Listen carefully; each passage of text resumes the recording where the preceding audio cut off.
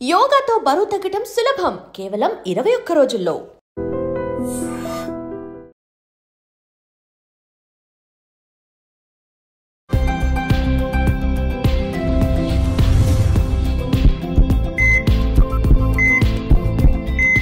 నమస్తే, welcome to healthy conversations with ఐడ్రీ media. నేను మీ Jhansi. So ఈ రోజు మనతో ఉన్నారు డాక్టర్ లక్ష్మి గారు, ayurvedic general physician, MD in Ayurveda.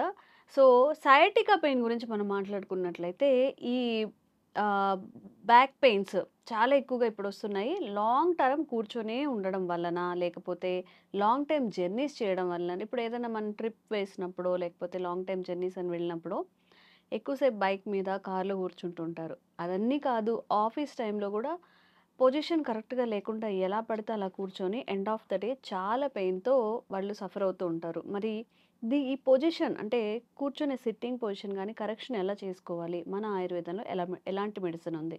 అడిగి తెలుసుకుందాము. నమస్తే మ్యామ్. నమస్తే అమ్మ. సో ఆహ్, ఇలా కూర్చుండిపోతారు. ఇదంటే నార్మల్ చైర్స్ కానీ, సమ్ వీల్ చైర్స్‌లో గానీ, అడ్జస్టబుల్ చైర్స్‌లో గానీ గంటల తరబడి కూర్చునే ఉంటారు. ఇప్పుడు డ్రైవర్స్ విషయానికొస్తే వాళ్ళు కూడా మినిమమ్ 7-8 అవర్స్ కూర్చొని డ్రైవ్ చేయాల్సొస్తుంది. ఒకవేళ మనం లాంగ్ జర్నీస్ చేయాల్సొచ్చినప్పుడు కూడా చాలా దూరం ప్రయాణించే వాళ్ళు డైలీ వాళ్ళకి చాలా బ్యాక్ పెయిన్ అనేది చాలా సర్వసాధారణం. ఇప్పుడు హెడ్‌ఏక్, జలుబు ఎలా వస్తుందో ఆ పెయిన్‌తోని అలా వర్క్స్ చేసుకుంటూ ఉంటారు. దీన్ని ఎలా మనం కరెక్ట్ చేసుకోవచ్చు?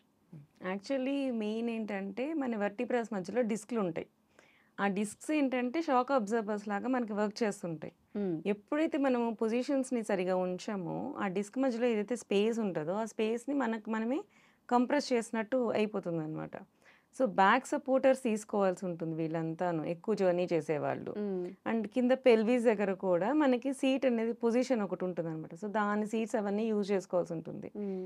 బేసికల్లీ మనం ఏంటంటే సీటింగ్ పొజిషన్ సరిగ్గా లేకపోతే మెయిన్ ప్రాబ్లమ్స్ వచ్చేస్తాయి. హ్మ్. అంటే లాంగ్ టర్మ్స్‌లో మనం దాన్ని ఇట్లా మనం స్ట్రెయిట్‌గా నిలబడినప్పుడు మన వెన్నెముక ఒక స్టేజ్‌లో ఉంటుంది. హ్మ్. బట్ కూర్చున్నప్పుడు ఏంటంటే ఒక పొజిషన్‌కి మారుతుంది. 90 హ్మ్. డిగ్రీస్‌లో వచ్చినప్పుడు అట్లాగా. హ్మ్. సో, ఎప్పుడైనా సరే మనం కూర్చునేటప్పుడు లెగ్స్ కంటే మన హిప్ కొంచెం ఎత్తుండాలి. హ్మ్. అలా చూసుకున్నప్పుడు మనకేంటంటే యాంగిలేషన్ కరెక్ట్‌గా వస్తుంది. So, okay. అక్కడ ప్రెషర్ తగ్గుతుందనమాట. హ్మ్. అది మెయిన్ కార్ డ్రైవర్స్‌కి వాళ్ళు చూసుకోవాల్సి ఉంటుంది. హ్మ్. బైక్ హ్మ్. డ్రైవర్స్ ఆల్మోస్ట్ మన లెగ్ అది పొజిషన్ కిందకే ఉంటుంది.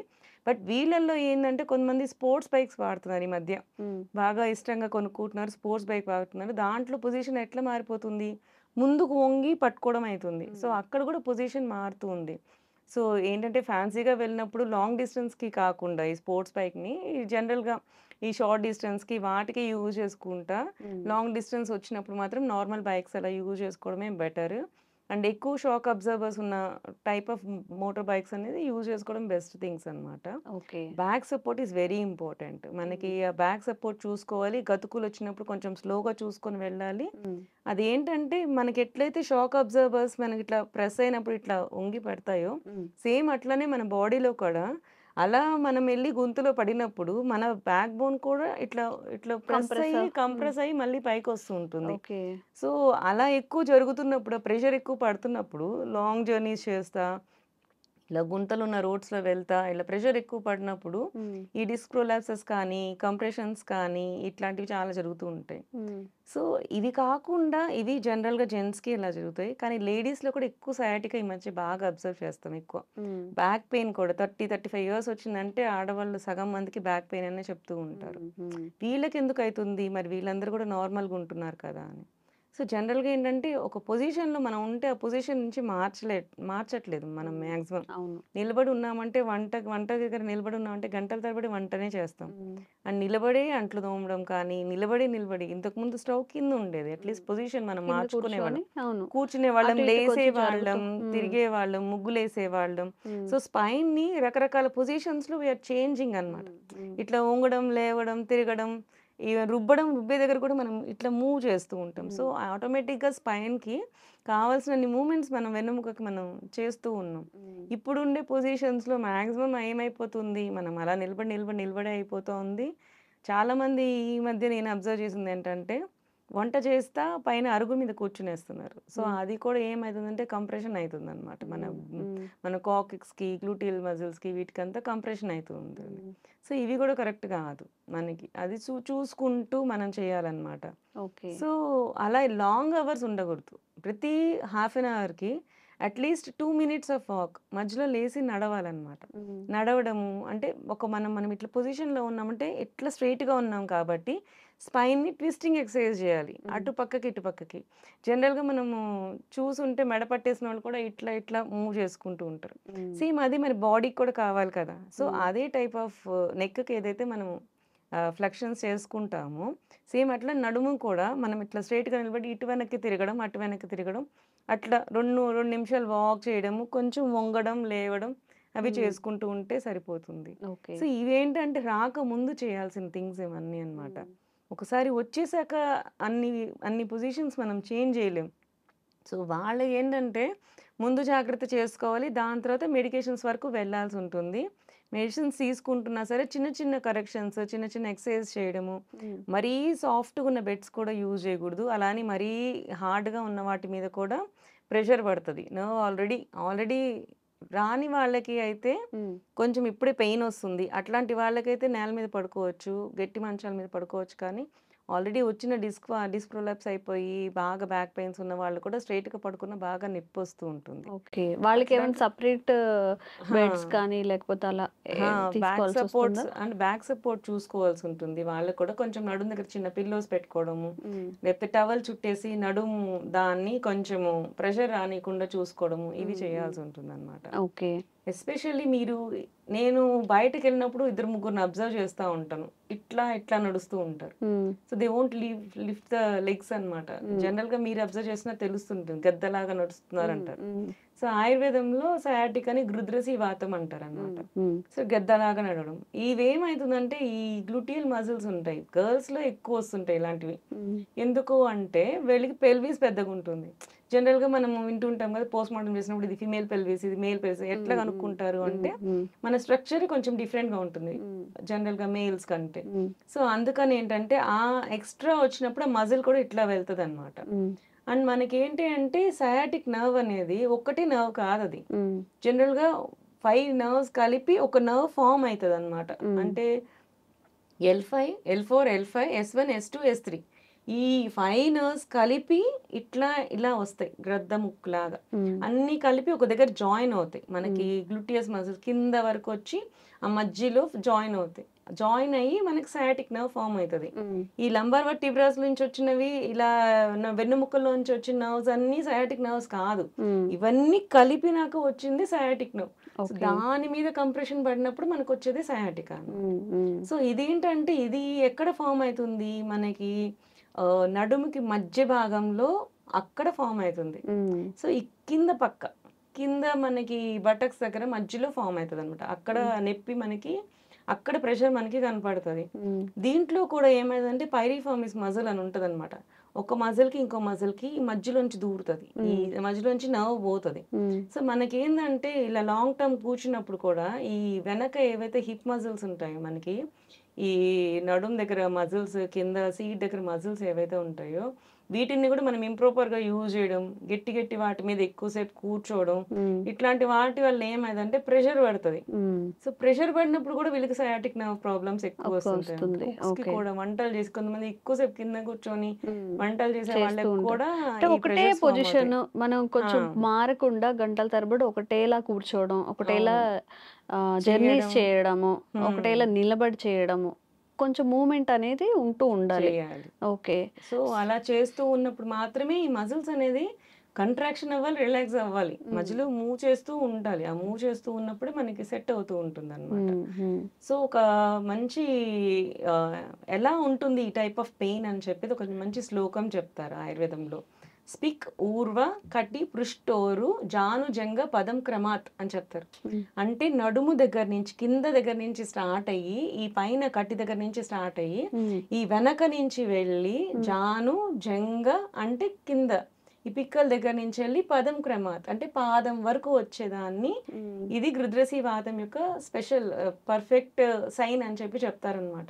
సో ఇది ఎప్పుడు మనకి ఎలా నర్వ్ వస్తుంది అని చూసి చరక సంహిత సుశ్రు సంహిత వీటిలో పర్ఫెక్ట్గా ఎలా ఉంటుంది నర్వ్ ఇట్లా మీకు పెయిన్ వస్తుంది అని చెప్పి పర్ఫెక్ట్గా చెప్తారండి మనకి. ఓకే. సో ఇవన్నీ ఏంటంటే సయాటిక్ నర్వ్ వరకు ఇట్స్ లేటెస్ట్ స్టేజ్ అనమాట. సో ఎర్లీగా ఫస్ట్ అక్యూట్ స్టేజ్ మనకి 5 స్టేజెస్లో మనకి సయాటికా పెయిన్ కనపడుతుంది. ఫస్ట్ అక్యూట్ స్టేజ్ ముందు నొప్పులు వస్తాయి. యాక్చువల్లీ నడు నొప్పి వస్తుంది. మనం ఏం చేస్తాం, చిన్న నొప్పే కదా అని చెప్పి అమృతాంజనం మూవ్ రాసేసి మూవ్ అయిపోతూ ఉంటాం మనం జనరల్గా. ఏంటంటే ఆ టైంలోనే సరే ఎక్కడో ప్రెషర్ పడుతుంది మనకి, మాటికి నొప్పి వస్తుంది, ప్రెషర్ పడుతుంది. ఆ స్టేజ్లోనే మనము పోస్చర్ కరెక్షన్స్ చేసుకోవాలి. సో అప్పుడు మనం చేసుకుంటే సర్జరీస్ వరకు వెళ్ళం. సో నెక్స్ట్ ఏంటంటే L4 దగ్గర వస్తే పెయిన్స్ అట్లా వస్తాయి. L5 దగ్గరకు వచ్చినప్పుడు కొంచెం డ్రాగింగ్ పెయిన్ వస్తుంది. ఇంకా ఈ సయాటిక్ S1 S2 S3 ఇవన్నీ ఫిక్స్డ్ బోన్స్ అనమాట. సో దీంట్లో మనకి ప్రొలాప్స్లు కనపడవు కానీ పెయిన్స్ వస్తుంటాయి. ఓకే. ఈ పెయిన్స్ ఏంటి అంటే డ్రాగింగ్ పెయిన్స్ రావడం అవన్నీ ఉంటుంటాయి. వీళ్ళకి ఇంతవరకు కంప్రెషన్ వచ్చి ఆ సయాటిక్ పెయిన్ వరకు వస్తే వీళ్ళకి అసలు బ్లాడర్ కంట్రోల్ కూడా ఉండదు. యూరిన్ పాస్ చేయడానికి వాళ్ళకి ఆపుకోలేకపోతుంటారు, మోషన్ ప్రాబ్లమ్స్ కూడా ఆపుకోలేకపోతుంటారు. ఇది లేట్ స్టేజెస్ అనమాట. అయిపోయేంత వరకు. సో ఇవన్నీ కూడా ముందే ఆలోచించుకోండి. సో నేను ఇప్పుడు వదిలేసానంటే it leads to that kind of problems. So మనకి ఏంది అంటే ముందే మనం జాగ్రత్త తీసుకొని ఇట్లాంటి చిన్న చిన్న పెయిన్స్ వస్తున్నాయి, చిన్న డ్రాగింగ్ పెయిన్ వస్తుంది, ఇట్లాంటి స్టేజెస్ లోనే మనం ఎక్సర్సైజ్ చేసుకోవడం, కరెక్ట్ గా ఫుడ్ తీసుకోవడం, మధ్యలో లేసి చేయడం. ఇంకొంతమంది నేను అబ్జర్వ్ చేసింది ఏంటంటే నొప్పి వస్తుంది కదా అని చెప్పి అవాయిడ్ చేస్తుంటారు. ఏ ఎక్సర్సైజ్ అయినా చేయి, నీకు నొప్పులు వస్తాయి, నువ్వు జిమ్కి వెళ్ళు, దేనికన్నా వెళ్ళు, వాక్ చేయి, ఏదన్నా చేయి, నొప్పులు వస్తాయి. కానీ నొప్పులు వస్తున్నాయి నువ్వు చేయడం మానేసావనుకో ఒకటి స్టిఫ్నెస్ పెరుగుతుంది. ఎప్పుడు అక్కడ వరకు వెళ్ళొద్దు. అప్పటి వరకు వెళ్ళామంటే నీ గెయిట్ మారిపోతుంది. గెయిట్ అంటే మీన్స్ అదే నడక మారిపోతుంది. నడక ఇలా వచ్చేస్తుంది. చాలా మంది మన ఆడవాళ్ళు మనం అబ్జర్వ్ చేసి ఉంటాం, వాళ్ళు ఇట్లా ఇట్లా నడిచేస్తా ఉంటారు, నడుము స్టిఫ్నెస్ వచ్చేస్తుంది. వంచారంటే నొప్పి వచ్చేస్తుంది. ఇంకా ఆ స్టేజ్ వరకు ఏంటి అంటే ముందు వాళ్ళు ఎందుకు ఆ గెయిట్ మారుతుంది అంటే మనం వంచి నడిస్తే నొప్పి వచ్చేస్తుంది కాబట్టి ఆ వంగడాన్ని మనం మేనేజ్ చేసుకుంటూ వాళ్ళు ఆటోమేటిక్ గా మూవ్ చేసేస్తారు. అలా లాంగ్ టర్మ్ చేయడం వల్ల ఏంటంటే అది స్టిఫ్నెస్ వచ్చేస్తుంది. ఇంకా దాని తర్వాత ఆ స్టేజ్ కి వచ్చాక మళ్ళీ బ్యాక్ కరెక్షన్ అనేది మనం చేయలేం. ఇంకా దాని తర్వాత వాళ్ళకి సర్జరీస్ చేసినా కూడా మనం బ్యాక్ కరెక్షన్ చేయలేము. దాన్ని చేసినా కూడా కాంప్లికేషన్స్ ప్రాబ్లమ్స్ వస్తాయి.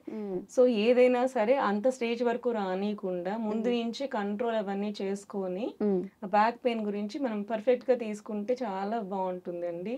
Okay ma'am. అయితే ఇప్పుడు ఆయుర్వేదంలో మనకి చాలా మంది ఏంటంటే ఏ టాబ్లెట్ వేసుకున్నా సైడ్ ఎఫెక్ట్స్ అనేవి తప్పకుండా ఉంటాయి. అల్లోపతిలో ఆ సైడ్ ఎఫెక్ట్స్ లేకుండా ఆ ఆయుర్వేదంలో ఈ సయాటికా పెయిన్ కానీ బ్యాక్ పెయిన్ కానీ తగ్గించే మెడిసిన్ ఏముంది? జనరల్ గా ఏంటి అంటే ఏరెండు మూలు వృష్యవాత హరాణం అని చెప్తారు.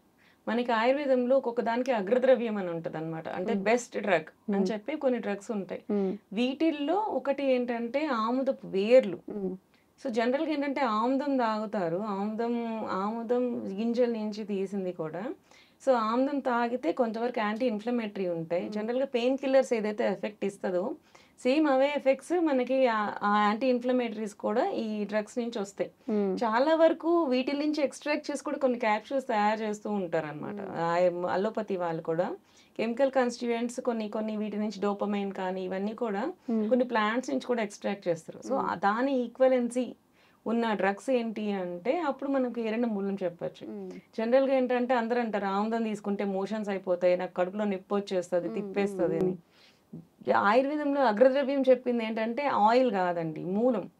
సో ఆముదపు వేర్ల నుంచి తయారు చేసిన కషాయాన్ని మనం యూజ్ చేస్తే అది equivalent to anti inflammatory tablets ఏవైతే ఓవరాన్స్ అట్లా ఉన్నాయో వాటికి ఈక్వలెంట్ గా వర్క్ చేస్తాయి. ఇప్పుడు నేను ఎక్కడికి వెళ్ళి ఆముదం చెట్టు తీసుకురాను మేడం అని అడుగుతారు జనరల్ గా. సో ఇట్లాంటి వాటికి ఏంటంటే ఏరెండ క్వాదం అని మనకు దొరుకుతుంది, ఏరెండ మూల క్వాదాలు అని చెప్పి ఆయుర్వేదంలో దొరుకుతాయి షాప్స్ లో. అవి మరి దశమూల క్వాదం కూడా ఉంటుంది. దశమూలాలు అంటే మనకి అంటే ఇవి ఉన్నాయి కదా మర్రి చెట్టు ఇలాంటివి, అలాంటి చెట్లు అట్లా స్పెషల్ చెట్లు ఉంటాయి యాంటీ ఇన్ఫ్లమేటరీ, దశమూలాలు చేస్తారు దాంతో, దాని కషాయం చేస్తారు. దాంట్లో కూడా మనకి ఈ ఆముదం ఉంటుంది కదా, ఒక 4-5 చుక్కలు అందులో వేసేసుకొని మనం తాగితే అది పెయిన్ కిల్లర్ గా కూడా బాగా పనిచేస్తుంది. ఓకే. సో ఇట్లాంటి చిన్న చిన్న రెమెడీస్ చేసుకోవడం, ఇన్ జనరల్ గా మనకి తెలుసు కదా ఇవి పారిజాతం ఆకుల్ని అది కషాయం చేసుకోవడం, ఇవన్నీ ఏంటంటే పెయిన్ కిల్లర్స్ కి ఆల్టర్నేట్ గా పనిచేస్తాయి. ఒకసారి మొత్తం డిస్క్ ప్రొలాప్స్ అయిపోయింది, పెయిన్ వచ్చేసిందంటే దాని కంప్లీట్ కరెక్షన్ అయితే చెయ్యదు.